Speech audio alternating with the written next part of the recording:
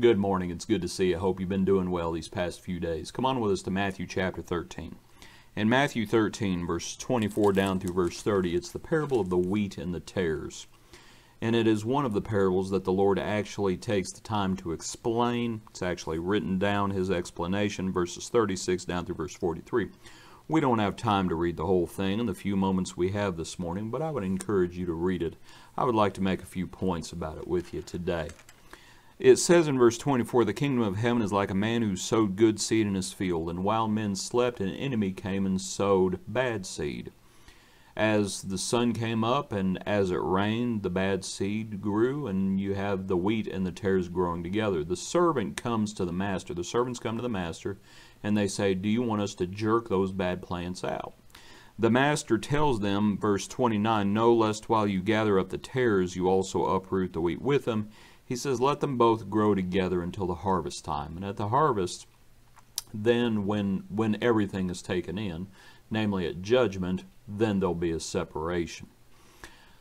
Sometimes, folks, you ever hear folks say, "Well, I'm not going to go there. I'm not going to worship there. I'm not going to go to church there because there's hypocrites there." Consider the parable of the wheat and the tares. The Lord says, until his return, there will always be hypocrites in the kingdom. The wheat and the tares will grow together until the appointed time. It is a reality. It is a fact. Because of that, I want you to consider a few points. One is, what do weeds, right, the false grain, what do weeds do? They consume more resources. And that's just a fact. They are going to consume more. We're talking about time. We're talking about energy. They are high maintenance. And so what they are going to try to consume as many resources as they can. That is what weeds do. You got to recognize it. You got to be ready to deal with it. But also, yes, there's a good side to it too. They're going to consume more, and that may be a good thing. Because what you have to do is you have to keep them at bay. We can't jerk them out of the ground. Some people's sins are very evident, and you deal with it. Some, it only comes out in the wash later on, so to speak. You might consider that idea. Some folks, you just have to keep the tares. You have to keep them at bay. Because what they are is they are invasive. And they're going to try to choke all the good plants in the field.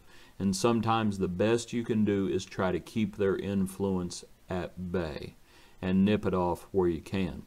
Until the Lord comes back, they are going to tarnish the kingdom, though. When the Lord explains the parable, in verse 43, he says, "Afterward, then the righteous will shine forth as the sun." Just imagine you go by a field of wheat, and you look out, and half of the field is tares, but it's not cut and dry. It's not half and half. It's interspersed amongst it. You would think, well, that doesn't look too good. You need to see past it. All right? See past it. Yes, it tarnishes the kingdom, but God says, leave them alone. And he says, leave them alone for your sake. Because he says, if you uproot them, you may uproot the good along with them too. So he says, leave them alone.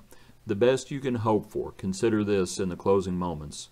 The Lord allows us to go through trials and tribulations. And you might consider the parable of the sower and what trials and tribulations will do to those tares. The Lord has a way of dealing with it, perhaps. Hope you enjoyed this study. God bless you. Be a blessing to others. We hope to see you tomorrow morning.